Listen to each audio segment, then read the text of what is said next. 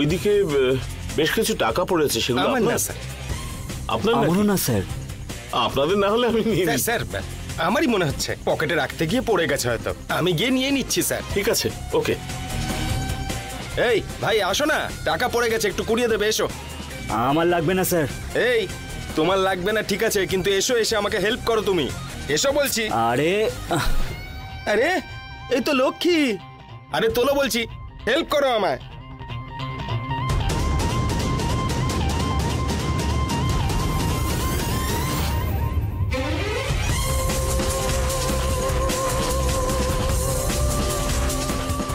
সব কটা তোলো।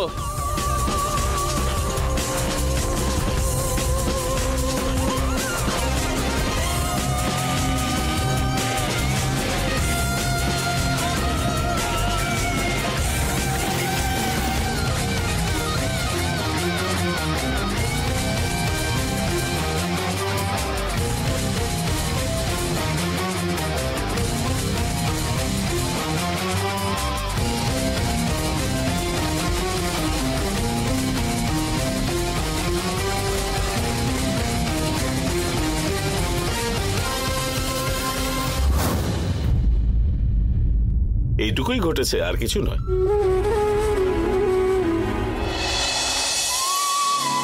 আমাদের শিবানী ট্রাভেলস এর নামে কালকে 50টা গাড়ি আসছে, তো সেটার ডেলিভারি তোমাকেই নিতে হবে। আমার এটাই ইচ্ছে যে তুমি গিয়ে গাড়িটা স্টার্ট করে প্রথমে চালাবে। মাকেও আমি বলেছি এইসব কথা, তাইতে মা বলল তুই শিবানীকে যখন এসব বলতে যাবি দয়া করে খালি হাতে যাস না, অন্তত একটা শাড়ি নিয়ে যাস ওর জন্য।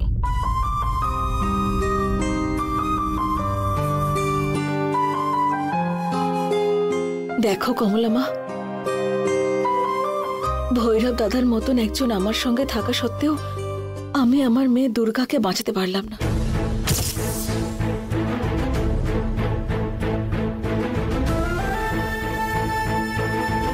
কি হয়েছে ছুটকি? দুর্গার কি হয়েছে?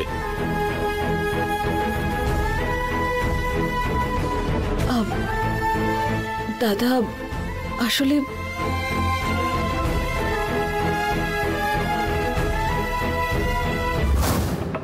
বলুন। খেলা দেখানোর সময় ও না মাথা ঘুরে পড়ে গিয়েছিল। আমরা ওর সব রকম পরীক্ষা করিয়েছিলাম, তখন আমরা জানতে পারি যে ওর হার্টে একটা ছিদ্র আছে।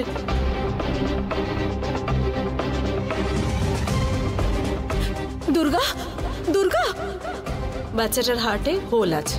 এই ট্রিটমেন্ট করার জন্য একজনই মাত্র ডাক্তার আছে। আমি ডাক্তার রত্নমালা, আপনার মেয়ে মৃত্যুর মুখে। আমি ওকে ঠিক করে দিতে পারবো, কিন্তু আপনার মেয়েকে উপহার হিসেবে আমাকে দত্তক দিতে হবে।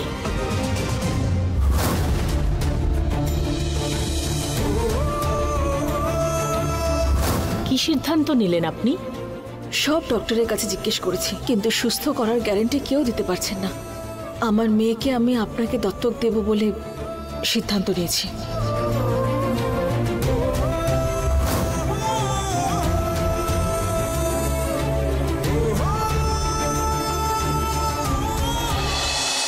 একদম না ছুটকি, তোমার সুখের সময় এই দাদাকে মনে না রাখলেও চলবে, কিন্তু বিপদের সময় আমাকে ডাকবে না তুমি? কি মনে করেছো তোমার বিপদের সময় আমি থাকবো না? অশোক যখন বাড়ি ছেড়ে গেছিল তখন তুমি আমায় ফোন করোনি।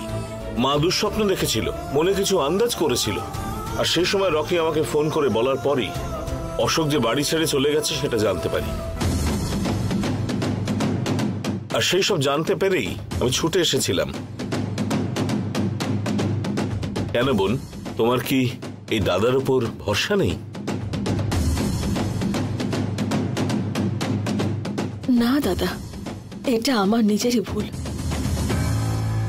যেভাবেই হোক মেয়েটা বেঁচে থাকুক ভেবে আমি নিজের হাতে দত্তক দিয়েছি ওকে, কিন্তু এখন মেয়েকে ছাড়া আমি থাকতে পারছি না। শোনো ছুটকি, যাই হোক না কেন ওই ডাক্তার যা করেছেন সেটা ভুল। সে যেই হোক না কেন তার কপালে দুঃখ লেখা আছে। আমি এখন কি করছি সেটা সবাই জানে, কিন্তু এর আগে আমি কি করতাম সেটা কিন্তু কেউ জানে না। আমি ভালোর ভালো আর খারাপের জন্য আমি খুব খারাপ। আমার বোনের দিকে কেউ চোখ তুলে তাকালে তাকে পুঁতে ফেলবো। ম্যাডাম, ম্যাডাম,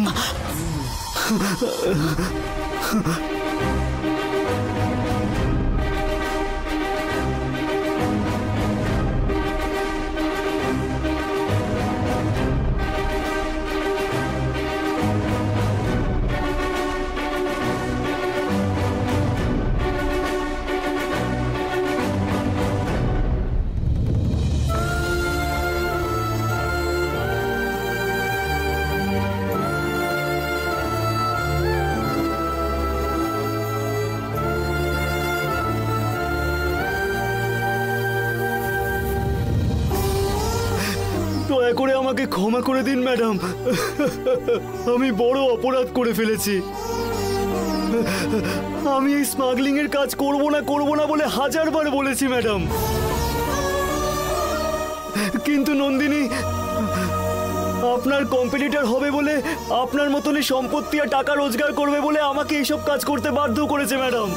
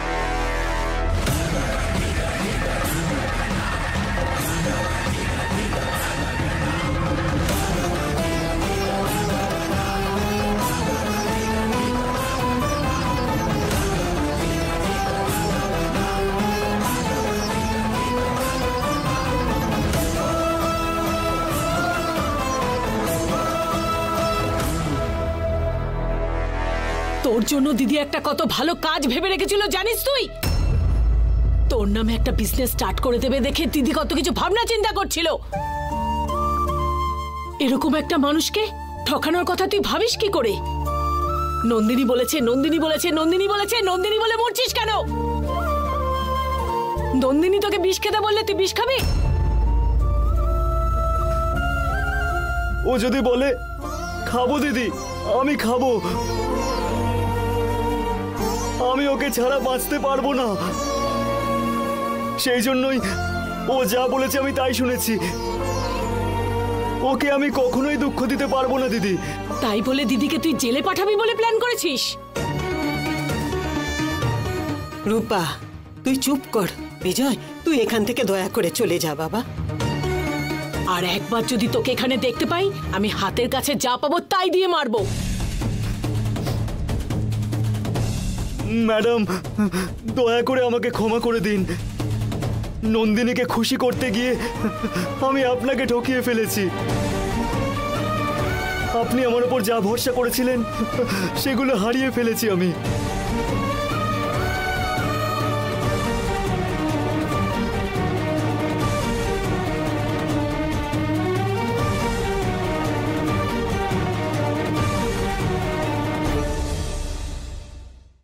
দেখো বিজয়, আমার মেয়ের বিষয়টা নিয়ে আমি এমনিতেই খুব কষ্টে আছি, অনেক দুঃখ পাচ্ছি।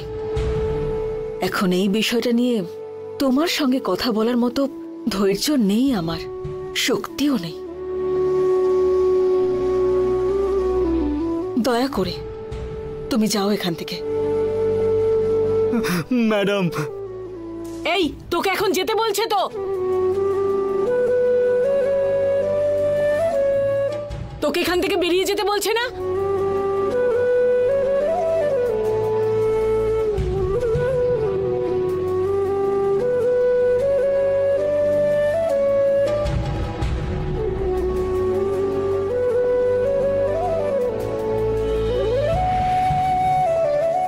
ছুটকি,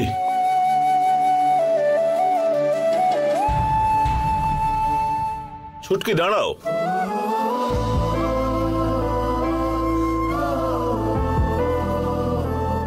রূপা, চিন্তা করিস না, সব ঠিক হয়ে যাবে।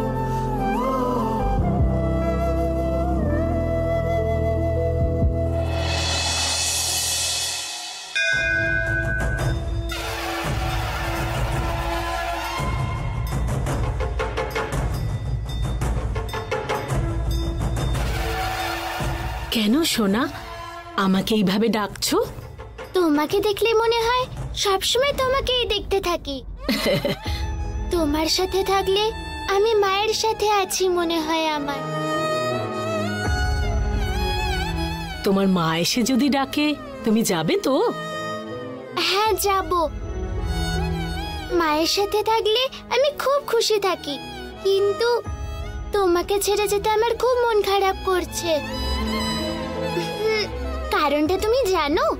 কারণ তুমিও তো আমার মায়ের মতনই হও।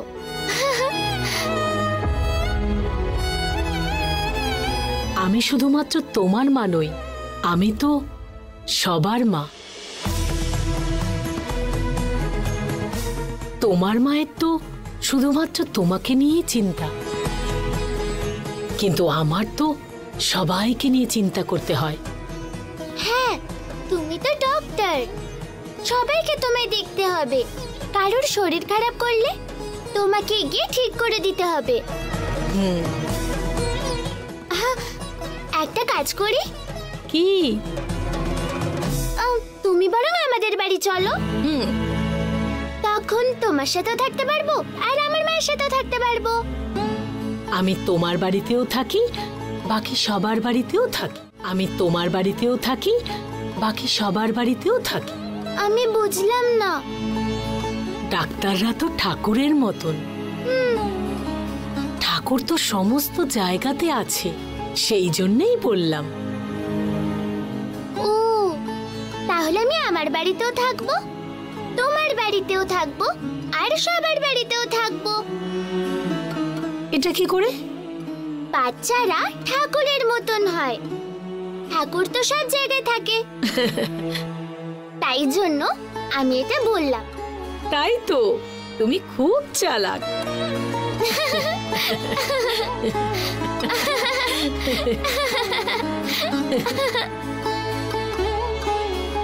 আচ্ছা, বড় হওয়ার পর তুমি কি হবে বলে ঠিক করেছো?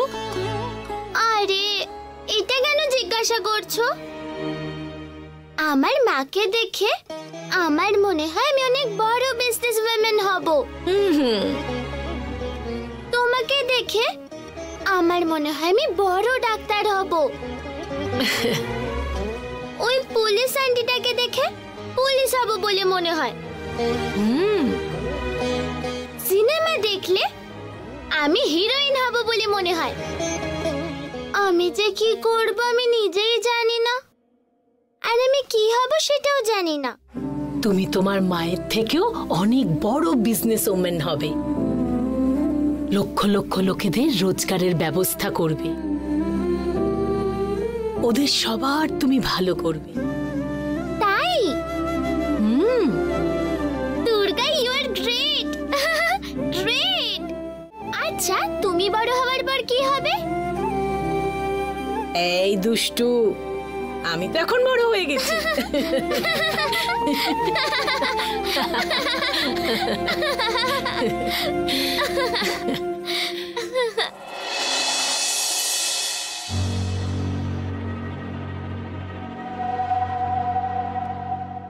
ছুটকি, ডাক্তারকে কোথায় পাবো? ওনার অ্যাড্রেস কি? অন্তত এরিয়াটুকু বলে দাও আমায়। পুরনো ভৈরবের হাত থেকে ওরা কেউ বাঁচতে পারবে না, বাচ্চাটাকে ছাড়িয়েই আনবো। এমন পিছনে লাগবো ওদের, এই শহর ছেড়ে চলে যাবে।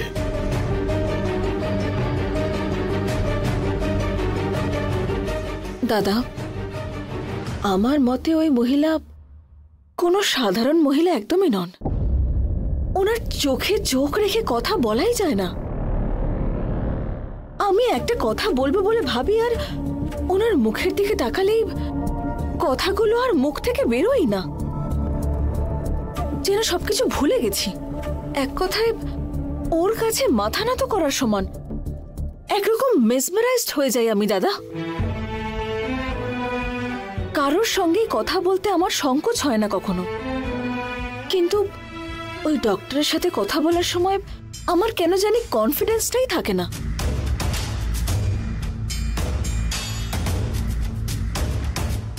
না, তুমি একবার ইমাজিন করো দাদা, দুর্গাকে আমি ওই ডক্টরের সঙ্গে দেখার পরেও ওকে আমি নিজের সঙ্গে ফিরিয়ে না এনে ওখানেই রেখে এসেছি।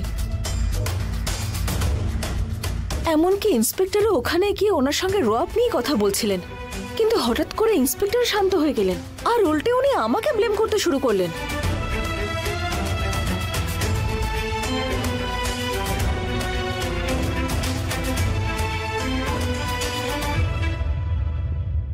দিদি,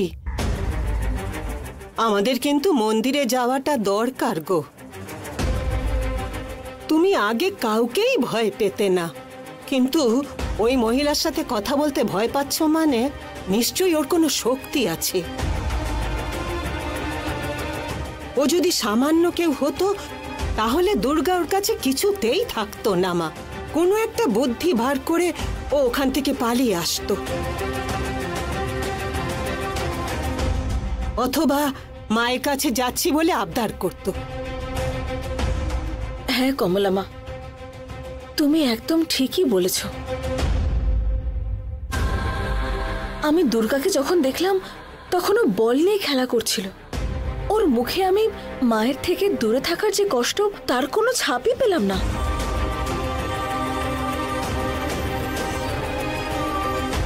ওই ডক্টর যখন ওকে হাত ধরে নিয়ে গেলেন, ঠিক যেমন আমার সঙ্গে হাত ধরে হাঁটে সেরকমই আনন্দের সঙ্গে কমফোর্টেবলি চলে গেল ওনার সাথে। তাহলে ঠাকুরের কাছে প্রার্থনা করে বেটার ম্যাডাম।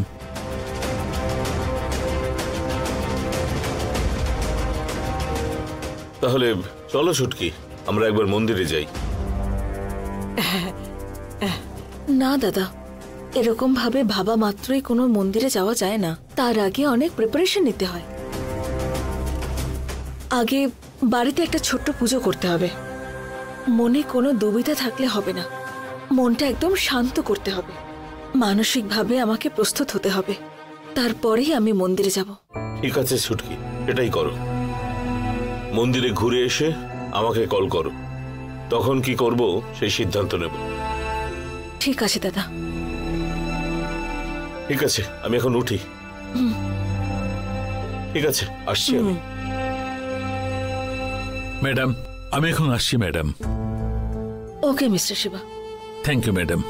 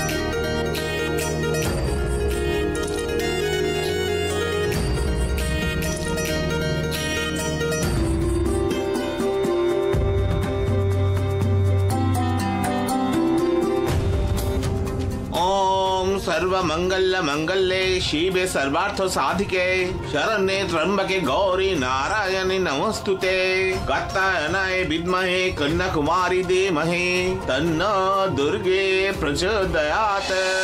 या देवी सर्वभूतेषु मातृरूपेण संस्थिता नमस्तस्यै नमस्तस्यै नमस्तस्यै नमः नमः। या देवी सर्वभूतेषु विद्यारूपेण संस्थिता नमस्तस्यै नमस्तस्यै वै नमस्तस्यै नमो नमः वेदत्तमः मङ्गला नीलाञ्जनं दर्शयामि मा दुर्ग्यै नमः ओम दुर्गाय नमः आरती दिन सिंदूर निन ओम सर्वमंगल मंगले शिवे सर्वार्थ साधिके शरण्ये त्र्यंबके गौरी नारायणी नमस्तुते।